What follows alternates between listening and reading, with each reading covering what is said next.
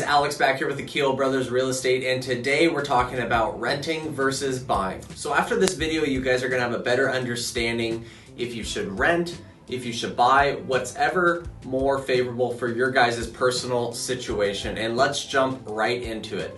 So for the renting side, why would you rent right now versus possibly buy?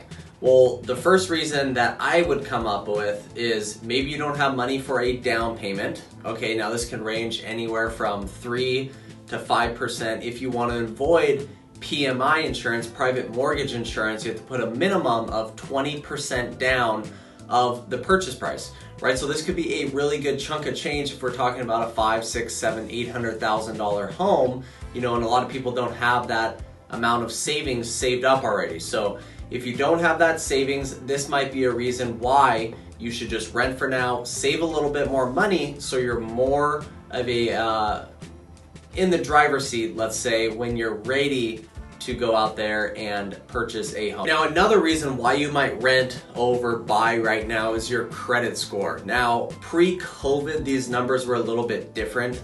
I think lenders have kind of made, credit score requirements and all these ratios a little bit more strict in order to get people pre-approved. But before, 580 for an FHA, a Federal Housing Administration loan, this is a 3.5% down loan. So 580 minimum credit score is what we're talking about, and 620 for a conforming conventional loan. Now keep in mind, once you get up into that 700 range, mid 700s, even higher, this is the top tier of credit. You're gonna get the best interest rate. You're looked at as a better credit borrower.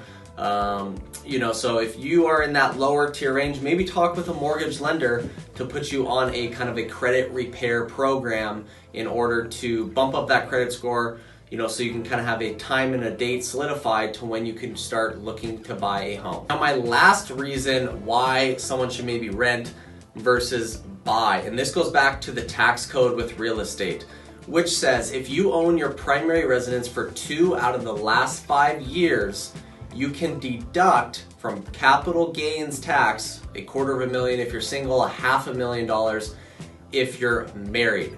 This is a huge incentive for owning real estate.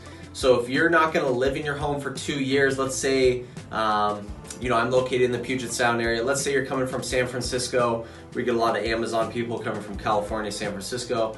Maybe you're only gonna work here for a year or whatever the case is, and then you have to move back.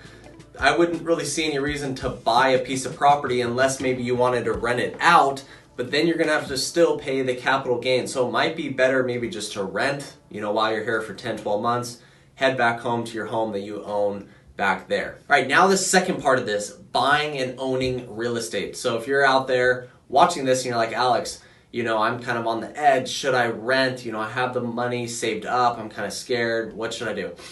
So let me break it down into 2 parts. The tax liability part of owning real estate to reduce your tax liability with the government. Owning real estate can be great for this. Investment properties are great as well, but in this video, let's just talk about the primary residence. So first off, you can deduct mortgage interest. And this is only if the loan amount is up to $750,000. So most of you watching this, your loan amount probably won't exceed $750,000. So you'll be well within that bracket to deduct your mortgage interest for the year. The second one, property tax. Everyone has to pay property tax. Normally the levy rate is normally a little bit over 1% of the assessed value of the property. And keep in mind, this is gonna change dramatically around, the United States, however your county distinguishes that. But where I live, that's kind of what it is. And I know they just changed the IRS code recently. I think you can only deduct up to $10,000 of property tax, but talk with your CPA because they change these rules every single year. We're almost into 2021, so they might change it again. But what you do need to know is that you can deduct a portion of your property tax, if not all of it, depending on how high your property taxes are. Now, next one is points paid to a home lender when you're getting your home loan. Now, normally a point is a 1% of the purchase price, right? So on a $300,000 loan, 1% of that would be $3,000. Normally when you pay this up front, you can deduct this amount fully. And then the last one is Pmi Insurance.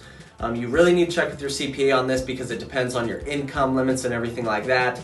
But for those of you who don't know, PMI insurance, private mortgage insurance, protects the lender in case you default on the loan. Normally this is 0.5% to 1% of the loan amount on a yearly basis. So that was just kind of the tax deduction portion of buying real estate. I mean, I could make a full video and just keep going on and on and on about the incentives of buying real estate.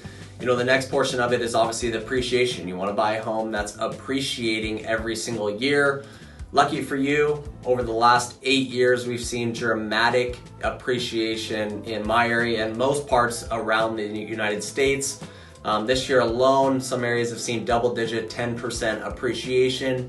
Put that in perspective, if you own a $500,000 home, that's $50,000 of equity gained on the top line.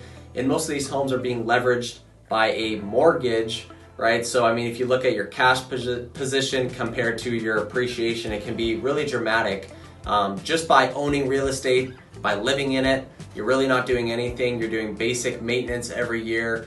And, you know, if you buy in the right areas, you know, you could really see some dramatic appreciation year over year. Hopefully this kind of cleared up renting versus buying for you guys. I did make this kind of similar video probably a year ago or now, but I want to just make a, you know, a newer and updated version of this.